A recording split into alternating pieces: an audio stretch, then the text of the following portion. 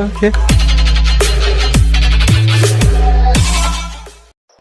एक दफ़ा का जिक्र है, एक जंगल में मानो नामी चिड़िया रहती थी जो बहुत ही मेहनत करती और समझदार थी।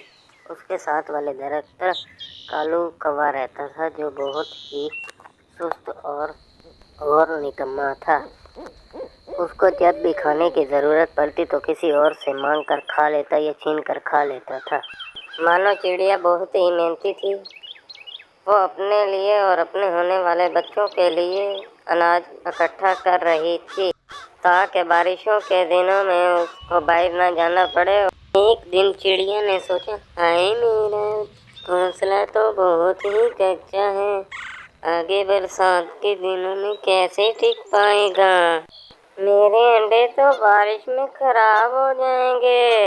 मानो चिड़िया बहुत ही मेहनत करती और आखिरकार 1 महीने की मेहनत के बाद उसने अपना पक्का घर तैयार कर लिया। मैंने अपना पक्का घर तैयार कर लिया है, अब मुझे किसी चीज़ की कोई टेंशन नहीं।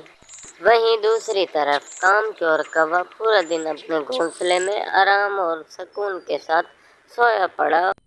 एक दिन मानो चिड़िया कालू कौवे के पास गई और कहती, कालू भैया अब ऐसी भी क्या सुस्ती, हर वक्त आराम करते रहते हो, कुछ तो काम किया करो, आगे बारिशों के दिनों में आप कहाँ रहोगे। देखो चिड़िया बहन, तुमने अपना घर पक्का कर लिया है तो अब तुम मुझे बातें सुना रही हो, जाओ।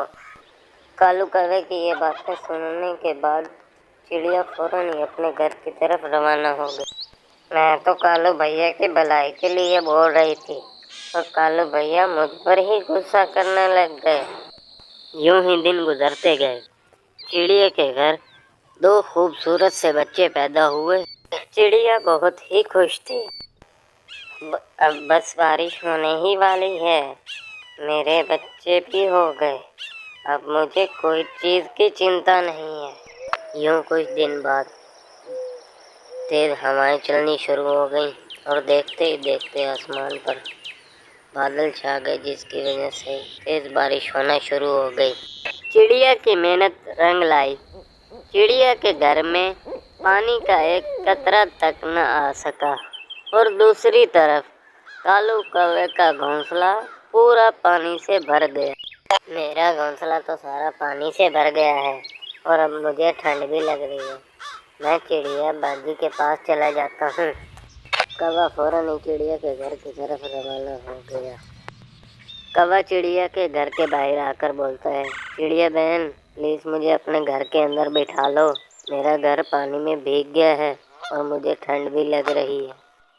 चिड़िया फौरन ही कौवे को अपने घर में बुला लेती है और कहती है, जब तक बारिश नहीं रुकती आप मेरे ही घर में रह जाइए। कौवा चिड़िया की यह बात सुनकर बहुत ही ज़्यादा खुश हो जाता है। फौरन ही चिड़िया के बिस्तर पर सो जाता है और मुसलसल 3 दिन की बारिशों के बाद मौसम बहुत ही ज़्यादा खूबसूरत हो गया। अगले दिन टोनी चिड़िया कौवे के पास गई और कहती, कौवे भैया अब बारिश रुक गई है, अब हम दोनों मिलकर आपका घोंसला तैयार कर लेते हैं। कौवा चिड़िया की बात सुनकर बहुत ही ज़्यादा परेशान हो जाता है और मन ही मन में सोचने लगता है, चिड़िया के घर में कितना मज़ा आ रहा है। कौवा चिड़िया से झूठ बोलता है और कहता है, मेरे तो सर में भी दर्द हो रहा है और मुझे बुखार भी है। कौवा भैया मुझे मालूम नहीं था कि आपकी तबीयत ख़राब है, जब आपकी तबीयत ठीक हो जाएगी तब हम मिलकर आपकी घोंसला बना लेंगे। चिड़िया किसी काम की वजह से घर से बाहर चली गई। कौवा मन ही मन में बहुत खुश हुआ और कहने लगा, चिड़िया कितनी बेवकूफ़ है, मैंने कितनी आसानी से इसको बेवकूफ़ बना दिया। चिड़िया बहुत ही मेहनती थी। चिड़िया ने 2 दिन की मेहनत के बाद अकेले ही कौवे का घर तैयार कर दिया। चिड़िया फौरन ही अपने घर गई और कौवे को कहने लगी, कौवे भैया आ जाएं, मुझे आपको कुछ दिखाना है। चिड़िया कौवे को उसके घोंसले के पास ले आती है और कहती है, कौवे भैया मैंने आपका घोंसला तैयार कर लिया है, अब आप यहाँ पर सुकून से रह सकते हैं। कौवा बहुत ही परेशान हो गया चिड़िया की बात सुनकर और मन ही मन में कहने लगा, मुझे तो चिड़िया के आरामदा घर की आदत हो गई थी, मैं अभी यहाँ पर कैसे रहूँगा। चिड़िया इतना कहकर अब वहाँ से चली जाती है। कौवे को अपने घोंसले में बिल्कुल आराम नहीं आ रहा। कौवा झूठ मूठ का बहाना बनाकर अपने घर से उड़ता है और जाकर चिड़िया के घर के पास रुक जाता है और कहने लगता है, चिड़िया बहन, मेरे घर में सांप आ गया है, इसलिए मैं बचकर आपके घर में आ गया हूँ, प्लीज़ दरवाज़ा। चिड़िया कौवे की कामचोरी देखकर समझ जाती है और कहने लगती है, कौवे भैया, मेरे बच्चे बहुत बीमार हैं, आप कहीं और चले जाओ। चिड़िया की यह बात सुनने के बाद कौवा वापस आ जाता है। कौवा अगले दिन फिर चिड़िया के घर के बाहर जाता है। चिड़िया फिर उसे कोई न कोई बात कर कर टाल देती।